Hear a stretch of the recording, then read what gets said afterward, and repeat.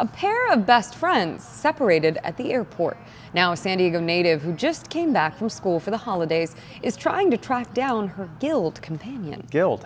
Yes. New at 5:30, our 10 News reporter Rena Nakano shows you the showdown with Southwest Airlines that kept her from bringing her beloved fish on board.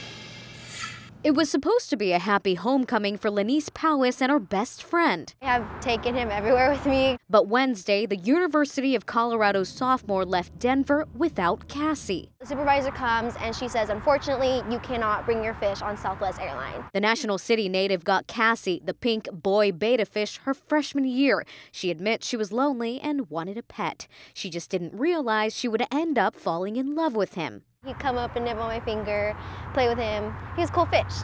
According to the TSA website, live fish are allowed on board as a carry-on, and Powis says she has never had any problems bringing Cassie along on her usual Southwest flight. But according to the airline, only small cats and dogs that fit under the seat are allowed. I wasn't aware that I couldn't bring on my fish, and no one has ever stopped me. Maybe they just didn't make a big deal out of it. But this time she says she was utterly humiliated.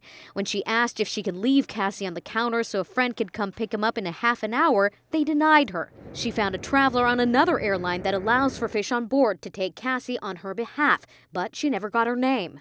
They were not allowing us to conversate at all because they were thinking that we're going to do some secret exchange throughout the airport. And she says that's not all. Even after I was no longer in possession with the fish, they still continued to have security around us and follow us through the airport and escort it onto our plane as if we brought something bad into the airport. Powis says airport staff made her feel like a criminal.